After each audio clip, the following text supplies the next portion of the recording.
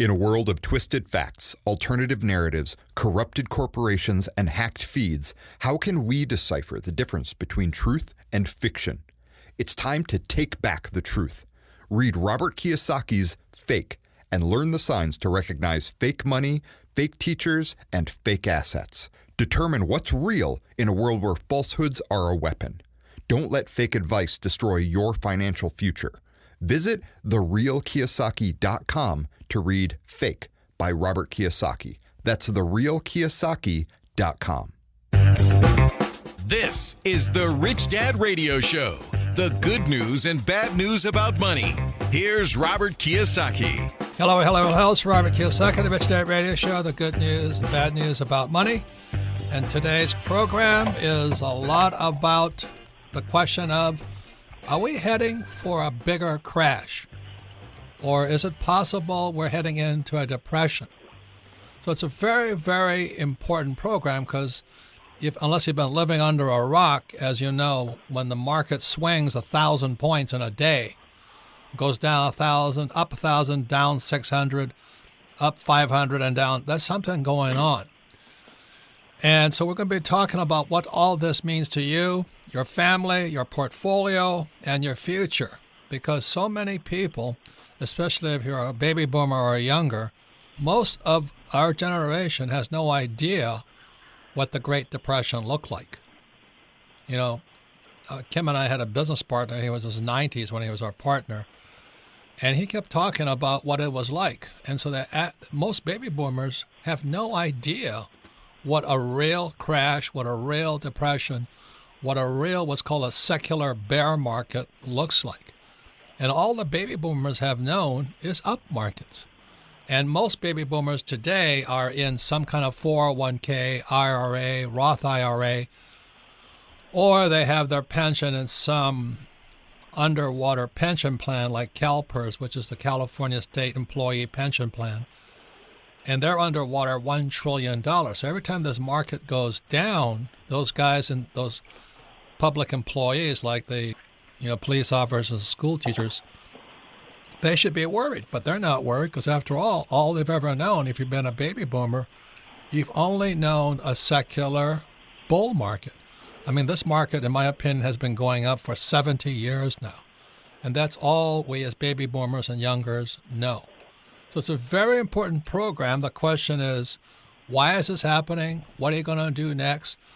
And what can you do personally? Any comments, Kim? Well, this is going to be a great show because at the Rich Dad Company, we always like to look at two sides of the coin. And, if you watch the news today, it's all, the economy's doing great, jobs are great, unemployment's down, everything's booming, retail's up, and there's all this great news. But then the other side of the coin is maybe not that may not be the case. And we've got an expert here to talk about what's really going on behind the scenes and what really he takes a very complicated stock, bonds, all of that, and simplifies it down so even I can understand. So I'm looking forward to this show. So our guest today is Michael Pinto. He and I met him at we were doing a quasi-infomercial for Lear Capital, which sells gold and silver. Great company because they let us say what we wanted to say. And I personally don't get paid to be on that program. I do it, just like the reason I do Rich Dad Radio is purely for education, for people to hear the other side of the coin, another point of view. Because if you watch programs like CNBC, I call it bubble vision, all they talk about is how the economy is doing well, the market's going to keep going up and your 401k is safe, or your stocks are safe. Meanwhile, the pros are exiting the market. So today, I'm very happy to have worked with him. Michael Pinto, he's the president and founder of Pinto Portfolio Strategies, and he is one of those professionals. He manages people's money for real. And I was so honored talking to him. A lot of times when we're doing these kind of infomercial shoots, what is said off camera is more interesting than what's on camera.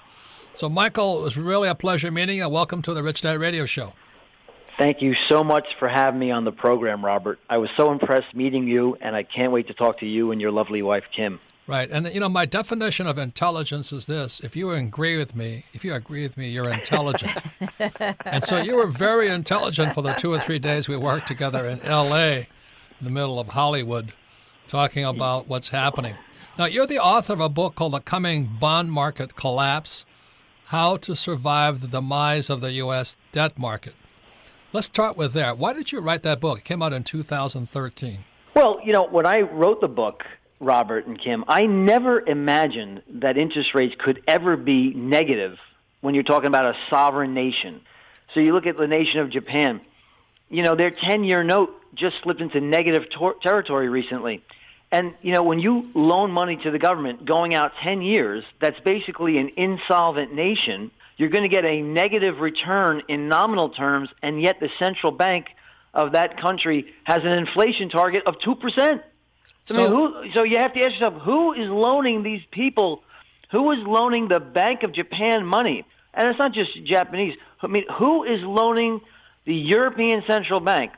Who is buying German bonds? Who is loaning German bunds that yield 0.17% going out 10 years? Wait. And the answer, of course, is central banks. There is no free market left on the planet Earth for sovereign debt. Yeah, Michael. That is why I wrote the book. Right. So this is what I said, years and years and years ago, was that savers are losers. So when you say you have a negative interest rate, does that mean a saver is a loser? So savers are doubly losers, Robert and Kim, because not only is the nominal return negative, but you have to account for inflation. And inflation has been universally adopted to be nirvana when it's 2%, not zero or a slight disinflation. The global economy, the people who run the global economy have deemed it mandatory that you must have at least a 2% rate of inflation in order for an economy to function properly. Now, I don't believe that, and I know you guys don't believe that either. I guess when you're trying to keep asset bubbles inflated, you need at least a 2% rate of inflation as a government mismeasures inflation. Yeah, what Michael's talking about here, inflation is what robs you of your wealth. I think it was Lenin who said the best way to wipe out the middle class, the bourgeoisie, was to grind in between taxes and inflation. And that's what our governments, or the central banks and the U.S. government, is doing. All you people out there who are working hard and saving money, you're getting ground to death by the very system you trust. Is that basic what you're saying, Michael? Well, I am, but this is a function, Robert and Kim, that's getting worse. It's not getting better. So, in my opinion, this is why I wrote the book.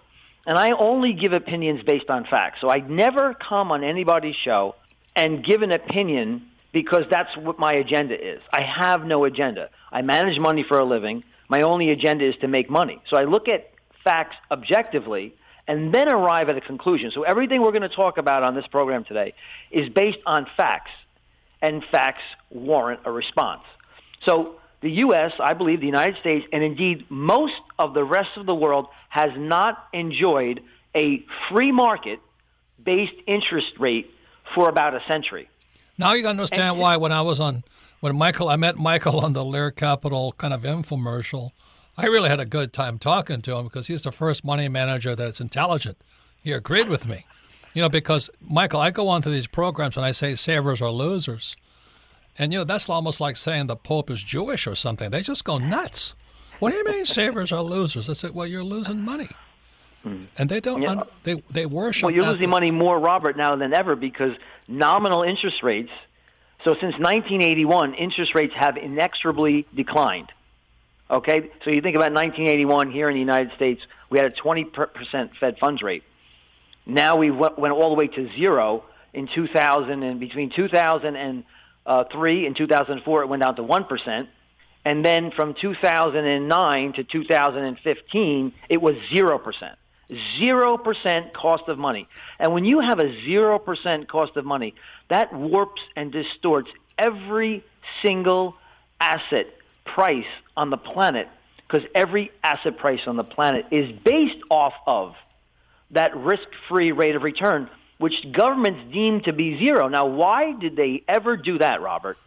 The reason why they did that is because asset bubbles had grown so large and debt levels had become so humongously enormous that it required a 0% interest rate to be in place. And not only a 0% interest rate, But it also demanded that central banks print $180 billion worth of fiat confetti crap each and every month just to keep asset prices afloat.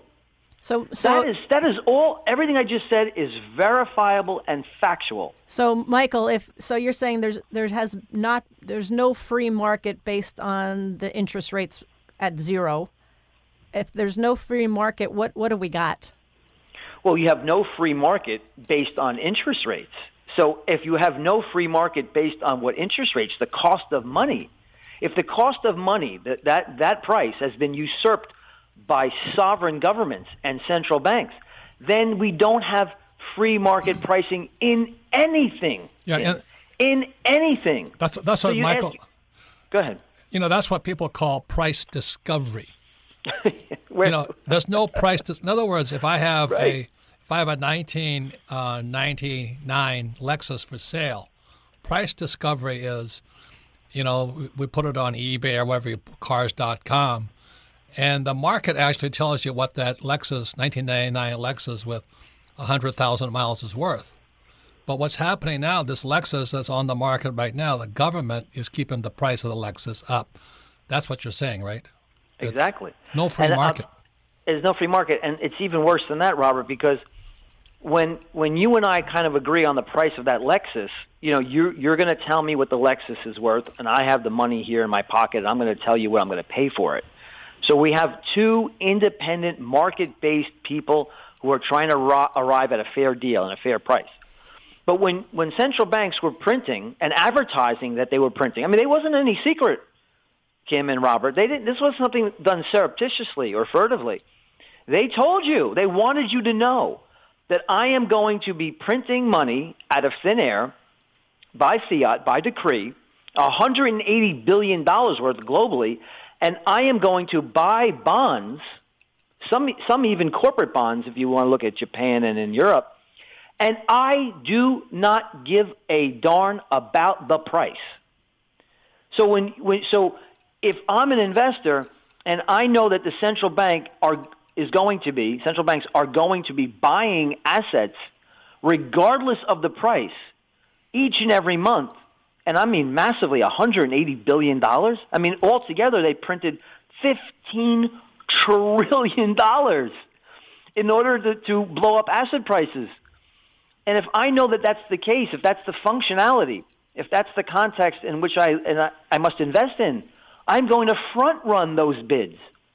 And here's what do you mean by front run? In other words, if I know the central bank in January was going to buy $180 billion, and I'm aware that February another $180 billion of buying is coming in, and I know what's going to happen with the price then, I'm pretty much assured that the price is going to go higher, be that a bond, a corporate bond, a sovereign bond, a collateralized loan obligation, a mutual fund, a Facebook stock. And if I know these stocks are going to go higher, and if I know these fixed income assets are going to go higher, because I have a bid, a mindless and price-insensitive bid coming behind me each and every month, I am going to get in front of that bid and join in. Wouldn't that make sense? That would I'm make sure sense. as heck aren't. I'm sure I'm not going to sell those. Right. I'm not going to short them. So here's what happened. If you look at the value of real estate and equity portfolios as a percentage of the underlying economy, that reached 525% as of the last data recorded, which was the start of Q3 last year, 2018. So if the average of that figure is 380% going back to 1951, you can understand why the middle class has been eviscerated, why asset bubbles have become so large and untenable that they now pose a systemic risk greater than ever before to the global economy. This is exactly what central banks have done to us, but they were unaware of what they were doing, perhaps, because they were so myopically focused on an unemployment rate, which is meaningless. So once again, it's Robert Kiyosaki, the Rich Dad Radio Show. Our guest today is Michael Pinto. His website is pentoport.com, pentoport.com. And the thing I love about Michael, he is an insider. He's in it every single day. I'm kind of an outsider looking from the outside in. But when he started to explain what he could see, which CNBC would never say, I said, Michael has to be on the Rich Dad radio show just so you can prepare for what's coming up. Because what I see is the stock market has been propped up by printing money. And Michael has an article on it about stock buyback plans. In other words, here I am a CEO of ABC company, and the way I can make money, they're going to give me all the money I want to borrow. I could borrow money. And they're thinking you're going to borrow the money so that you put it into property and plant and capital goods, and you make something happen. You produce. Right, and all they did was buy back their stocks. That's going to come back to haunt us. So when we come back, we're going to be talking about what some of these little games that the CEOs and they call them the Illuminati, the really smart guys, have been doing, and why you and I should be careful. As I said over 22 years ago now, savers are losers. And I want people to understand, if you're saving money and you're going for job security, you might be the biggest losers of all.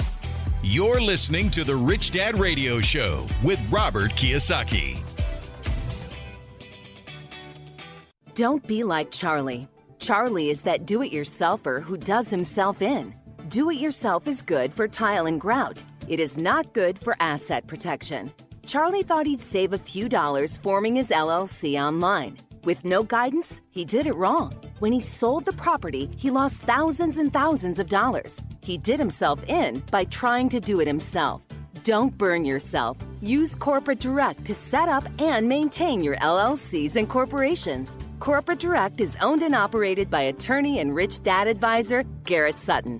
Garrett wrote the bestsellers Loopholes of Real Estate and Start Your Own Corporation. He is Robert Kiyosaki's attorney for asset protection. He and his team will do it right. Visit them at corporatedirect.com or call 800-600-1760. Mention Rich Dad and receive $100 off your formation fee. That's corporatedirect.com. corporatedirect.com. It pays to listen. Now back to Robert Kiyosaki and the Rich Dad Radio Show. Welcome back, Robert Kiyosaki, the Rich Dad Radio Show, the good news and bad news about money. And you can listen to the Rich Dad Radio program anytime, anywhere on iTunes or Android. And all of our programs are archived at richdadradio.com. And we archive them for one reason. It's called repetition. But the more important reason for listening to this program again from richdadradio.com is you have friends, family, and business associates who really should be listening to this program. Especially your friends and family who believe in saving money and investing for the long term in the stock market for stocks, bonds, mutual funds, and ETFs, because they're about to get their you-know-what handed to them big time, because that's what this show is about. So if you want your friends and family and fellow business associates to wake up and smell the coffee, go to richdadradio.com and download this program, again, with Michael Pento, P-E-N-T-O. He's the president and founder of Pento Portfolio Strategies. His website is pentoport.com. Any comments, Kim? Well, Michael, there's so much to talk about here. Let's just get right into it because Robert, you mentioned the stock buybacks at the end of the last session. And so quantitative easing happened and they had all this money and they gave all this money to all these companies with the thought that they were going to invest it and become and have all this productivity. But they didn't do that, did they, Michael? No. Well, one of the ruses and red herrings behind quantitative easing and money printing was that, hey, and tax cuts and the like, is that, well, hey, corporations are going to invest in property, plant, equipment, factories, and mines and utilities, and that is half of GDP. So GDP is an increase in the labor force plus productivity. So when you invest in capital goods, that's what they call that, what I just mentioned, you increase productivity. But that's not at all what happened. So what happened with the repatriation and the Tax Reform Act and 0% interest rates is that these corporate geniuses, these corporate executives, wanted to enrich their pocketbooks, so that what did they do? They bought back shares to reduce the share count, which boosts earnings per share. And that's how they get paid. So the price of their stock went up, and yet they didn't have to pay out dividends to their shareholders. Well, the price of their stock went up initially. Initially, yes. So they spent a record amount in 2018 the previous year, $1 trillion, shattering all previous records of stock buybacks. And that's, of course, because of the repatriation of foreign earnings and the tax cuts, and, of course, by the ability of the erstwhile ability to borrow money virtually at zero and buy back your shares. But what happened is that all of these shares that they purchased are now underwater. So what's happened before in the history has happened once again. So history turns out not to exactly repeat, but it rhymes, according to Mark Twain. And corporate executives and corporate insiders are the dumbest of all investors. They like to buy high and sell low. And guess what's going to happen now?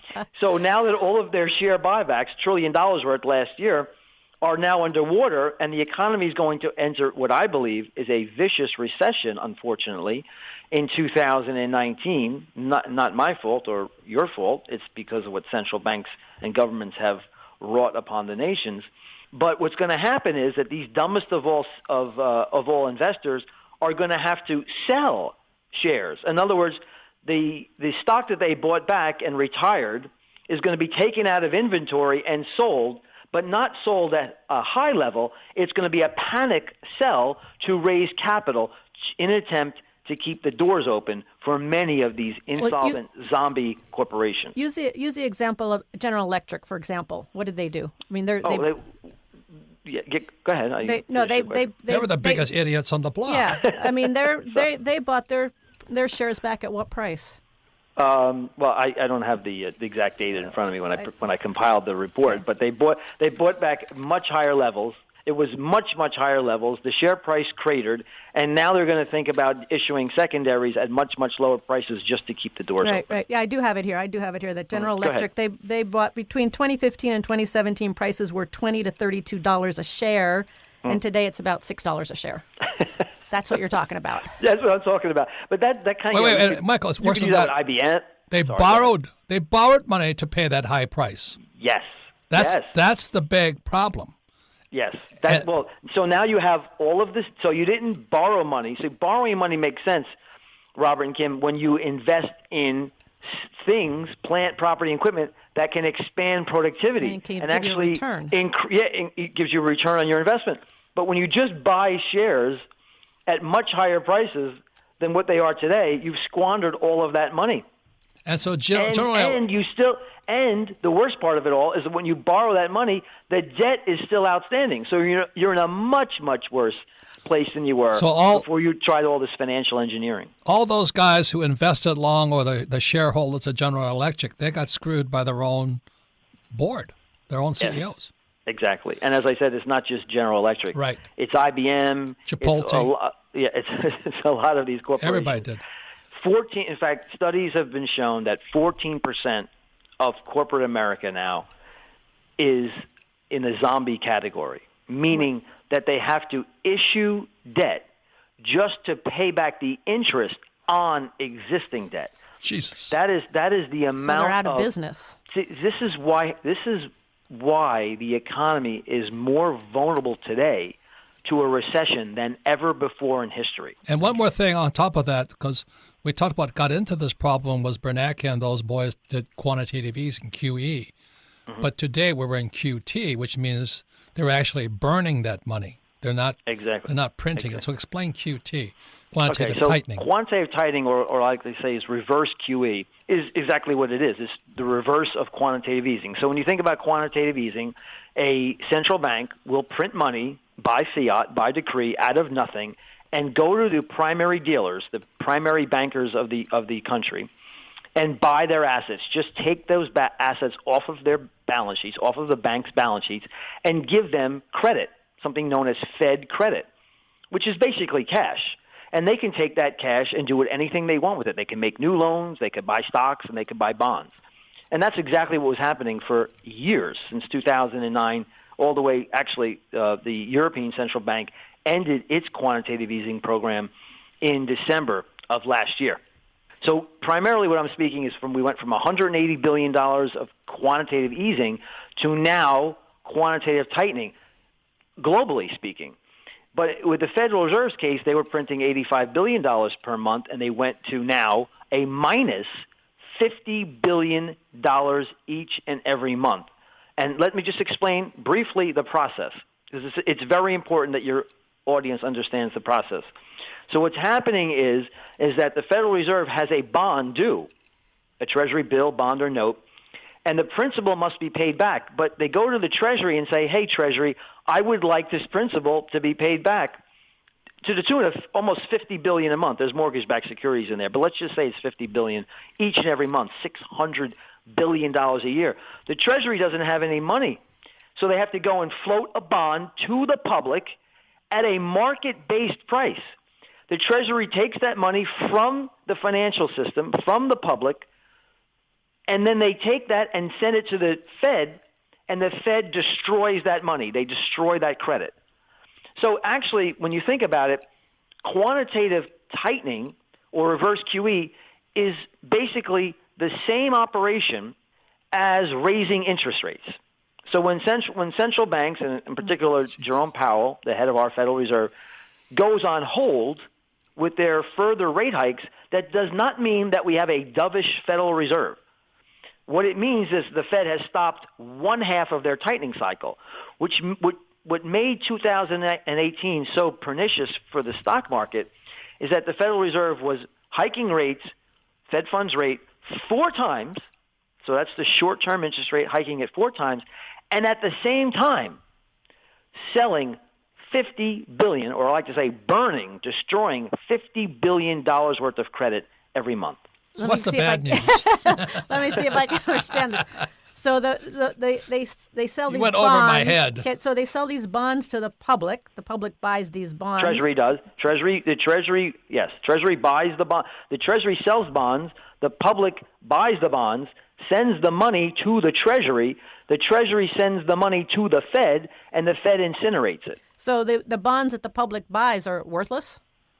No, they're not. The taxpayer's going to pay for them. Well, this is now, I own a bond. I am the public. I own a bond. Now the government must pay me an interest rate. Now, before, you have to understand that the Fed owned all these bonds, and when the Treasury sent the Fed interest, the Fed sent the interest back to the Treasury. So the game is in reverse now. Yeah. So now they have to actually service all of this debt. And when these bonds mature, Mr. Public, John Q. Public, has to have his principal repaid. So this is a very tightening, the functionality, I think Janet Yellen once said it was like watching paint dry. But it's the complete opposite. These people that created these functions don't even understand themselves what they're doing. But I want to comment on something else, too, because this is very important before the show ends. I want to talk about the consequences, one of the consequences of making money free to bail out insolvent banks and governments. Which is what we did. Which is what they did, absolutely, Rob. Quantitative easing. Globally. So one of the consequences is what happens, Rob? It makes sense if I postulate this for you. What happens if I tell you you can borrow money for free, Robert and Kim? What would you do? What would you be more likely to do? I'd go borrow money. Well, you smart lady, right? Well, this is what happens. So they took money and made it free. They moved money from 5.25% on the overnight Fed funds rate to 0, okay, to try to bail out insolvent banks and governments in the United States, and did it all over the world. And that encouraged, eventually, the consumer to borrow money. Corporations borrowed up to $9 trillion of debt, a record high amount of corporate debt. Most of that, not most of it, but many of that is insolvent and junk. 2/3 of corporate debt is now considered junk or one notch above. And the U.S. federal budget deficit surged to a record for the month of November to reach a negative $204.9 billion. Now, the Treasury Department said that November deficit was $66.4 billion, higher than November of 2017. So, Robert and Kim, for the first 2 months of this fiscal year, the deficit totaled over $305 billion. This is the U.S. federal deficit. That was up 51.4% from the same period a year ago. That's called now, the Trump. That should scare the heck out of you. Well, it scares me more and more every day. So you have over here, you said in one of your interviews, it talks about, says Pinto says we'll have deflation first and then runaway inflation. Would you mind explaining that? Okay, so globally, I just touched on why? Globally speaking, the massive increase of debt totals $70 trillion. Now, I'm going to repeat that, so I don't want anybody to misunderstand what I said. The increase, not the amount of debt, the increase in debt since 2007 was $70 trillion. Totally, it's $250 trillion. And that has to now rely more and more on the support of investors instead of those mindless, price-insensitive purchases of central banks.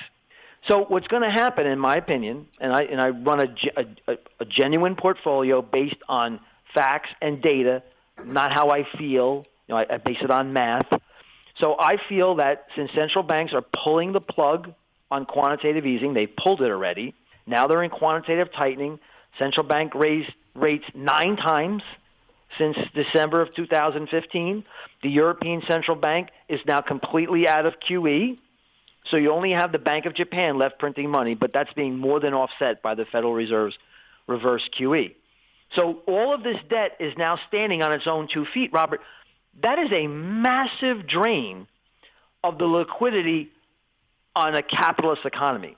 So instead of, like we talked about before, hiring people, buying property, plant, equipment, factory, mines, utilities, capital goods, the stuff that really matters when you're trying to grow an economy, the $22 trillion national debt, which is causing deficits, which is producing deficits north of $1 trillion every year in the good times. God forbid we entered it, if my prediction is correct, we entered into a recession later in 2019. The deficit would be $3 trillion, Robert and Kim. Jesus. By the way, that's Banana Republic. That is over 10% of GDP. But we have deficits now baked into the cake of $1 trillion. So you're sucking all of this productive capital out of the private sector and shoving it into the government. So, this is a very deadly cocktail that we've produced, and nothing has been fixed. Everything that was wrong with the economy in 2008, which were massive debt, interest rate distortion, and asset bubbles, all those things, all those conditions, all those functions have been upped by a warp drive factor. Correct. So once again, our guest today is Michael Pinto. He's the president and founder of Pinto Portfolio Strategies. His website is pintoport.com. We're not saying Michael is right or wrong, and we don't recommend, buy, or sell anything. But the reason I have Rich Dad Radio is for you to educate yourselves. But can people place money with you? What are your requirements for that? We're not endorsing you. We're just saying, what are your requirements? Okay, so I generally like to see around $100,000 of invested capital, and that's because I have created, and this is something I've been working on for decades, but I finally think I've perfected this model as much as you can perfect anything when it comes to modeling the economy. A 20-point model that's built to determine where we are on the spectrum between inflation, deflation, and the economic cycle. I have 20 points in this model. By the way, I will add this quickly to you and your audience that 19 out of the 20 components, and they include high-yield spreads, LIBOR spreads, the rate of break-even spreads, all arcane stuff and stuff that I can very easily explain to your audience. But 19 out of the 20 components are now indicating that we are rapidly headed towards a recession. There's only one component of the model, which is the level of initial unemployment claims. That's still quiescent, not causing any problems. It's still in the green. If you believe the numbers. In 19 out of 20 are flashing red. And if you have around $100,000 to invest, I will take that money, invest it appropriately according to that spectrum, and the spectrum runs between in 5 sectors. The first sector is a deflationary depression, which is where I think we are headed. It goes all the way to sector number 5, which is like an inflationary crack-up boom. and if you could get the sector right, which is what my model is intended to do, you can really, I believe, boost your overall performance and alpha generating in the portfolio. And just to wrap up this one thought that I have, why did you asked me, why do I think we're going to deflate first and then go into inflation, is because, you started off the program. The first segment was the pension crisis. So pensions are supposed to generate around 7-8% return per annum. Well, let's look at last year, Robert and Kim. Last year, the major averages were down 7%, and corporate bonds and municipal bonds and sovereign bonds yielded in the low single digits. So they missed that mark incredibly by a long shot. So what I'm saying is, if we have another year like that, and I believe it's very possible that this year could be even worse than it was last year, based on the fact that we're headed into a recession. Recessions bring stock markets down 50%. That's what happened in the last two times. And one question on recession, because I'm guessing there's different levels of recession. When you say recession, what do you mean by recession? Well, the NBER, which officially declares, National Bureau of Economic Research, declares a recession. That's 2 consecutive quarters of negative growth. The last 2 times that occurred, which was in the year 2000 and the year 2008, stock market dropped by 50%. So when you say to me, what is the next step after this deflationary recession to / depression, what do you think the central bankers are going to do when all public and private pension plans are insolvent? That includes Social Security. Yep. They have no choice but to go down the same road as the Hungarian pengo with the world's reserve currency. Right. They're going to print money like they've never printed money before. And can I just tell you this, Robert, and you tell me if I'm wrong. Recently, Jerome Powell, who was a vicious hawk, on October 3rd, he said that the Fed funds rate can go to 3.5% from where it was at the time, 2.25%. He recently said in a recent press conference that, hey, everything's flexible. And if things change, we can go back to QE, and we can lower interest rates to 0% very quickly. The stock market's down it was, like I said, it was down 7% last year, and they're already eager to get back into the counterfeiting business. And that's exactly what Bernanke said years and years ago before the 2007 crash, was the Fed has a thing called a printing press. And I think, and they used it, Robert. Right. So, Michael, thank you very much for your time. I'd love to have you back on. It was a great time. Thank you so much for having me on the program, Robert. Can I pre-commit you right now that you come back on? Absolutely. It would be my pleasure. I mean, I love it when guys actually know what they're talking about and they're not on CNBC. So anyway, thank you very much. I know what I'm talking about so much that I've been banned from CNBC. that makes perfect sense. That's good. That's really good news for me. Thank you, Michael. So once again, thank you, Michael. All right. God bless. Take care. And we come back, we're going to ask Robert, our most popular part of our program. We'll be right back. You're listening to the Rich Dad Radio Show with Robert Kiyosaki. Don't be like Charlie. Charlie is that do-it-yourselfer who does himself in. Do-it-yourself is good for tile and grout. It is not good for asset protection. Charlie thought he'd save a few dollars forming his LLC online. With no guidance, he did it wrong. When he sold the property, he lost thousands and thousands of dollars. He did himself in by trying to do it himself. Don't burn yourself. Use Corporate Direct to set up and maintain your LLCs and corporations. Corporate Direct is owned and operated by attorney and rich dad advisor Garrett Sutton. Garrett wrote the bestsellers Loopholes of Real Estate and Start Your Own Corporation. He is Robert Kiyosaki's attorney for asset protection. He and his team will do it right. Visit them at corporatedirect.com or call 800-600-1760. Mention Rich Dad and receive $100 off your formation fee. That's corporatedirect.com. corporatedirect.com. Financial freedom begins with financial education. Now back to Robert Kiyosaki and the Rich Dad Radio Show. I want to thank Michael Pinto, president and founder of Pinto Portfolio Strategies. If that didn't make your head spin, not then well.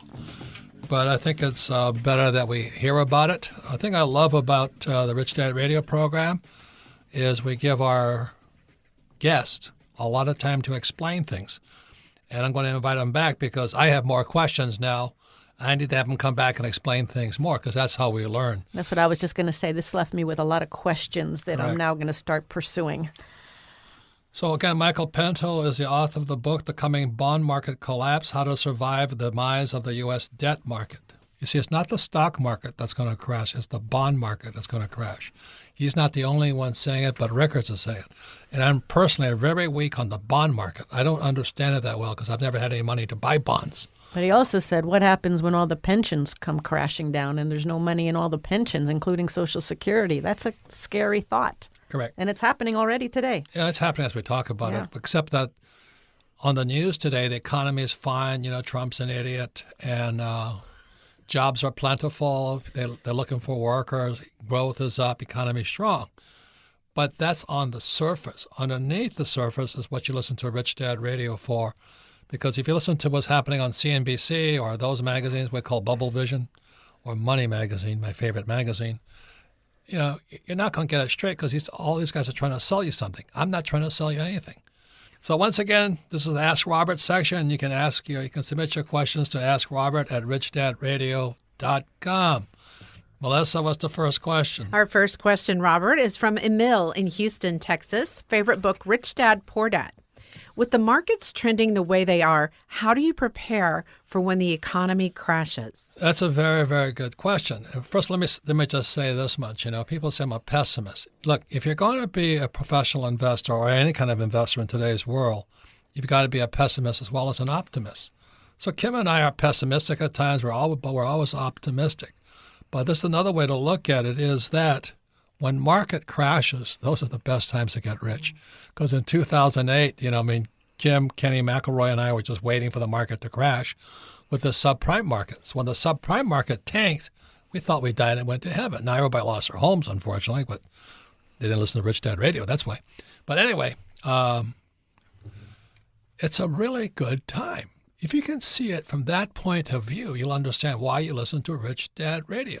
Let me ask you this. If Walmart was having a sale on, let's say, today, T-bone steaks are $10 a pound, but tomorrow they're going on sale for $1 a pound, would you run in and buy T-bone steaks, or would you run away?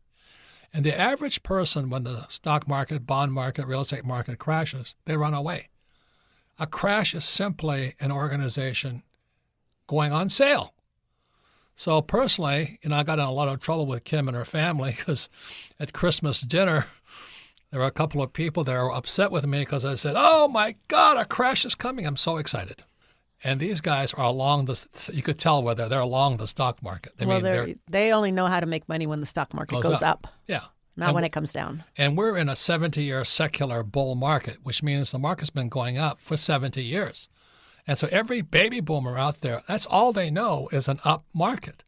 And this up market started around 1950 at the end of World War II. I think the secular bull market is about to end and we're going into a secular bear market. So these guys got very upset with me saying, how can you say you're happy about a crash? Well, the difference is, Kim and I are both optimists and pessimists. When this baby crashes, everything's going on sale. That's like Walmart putting cucumbers on sale.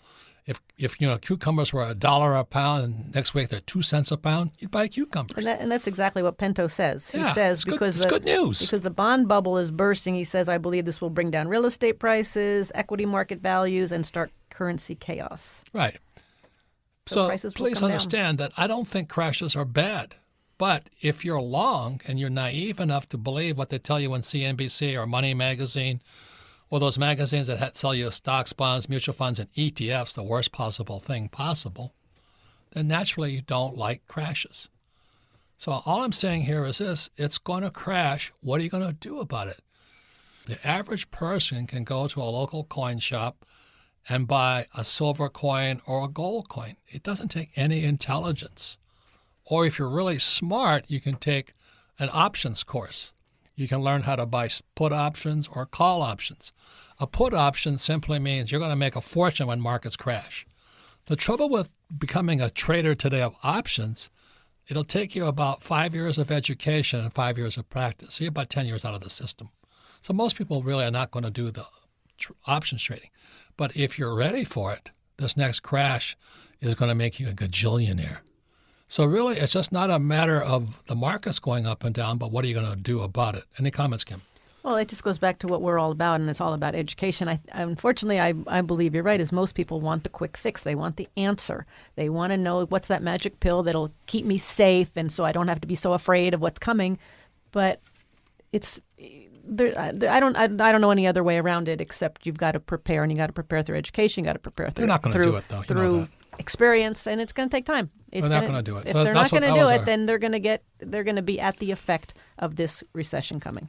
Yeah, that's the bottom line. One of the reasons we archive all of our programs at RichDadRadio.com is if you listen to this again, you listen to this program one more time, two more times, three more times, you'll learn a lot.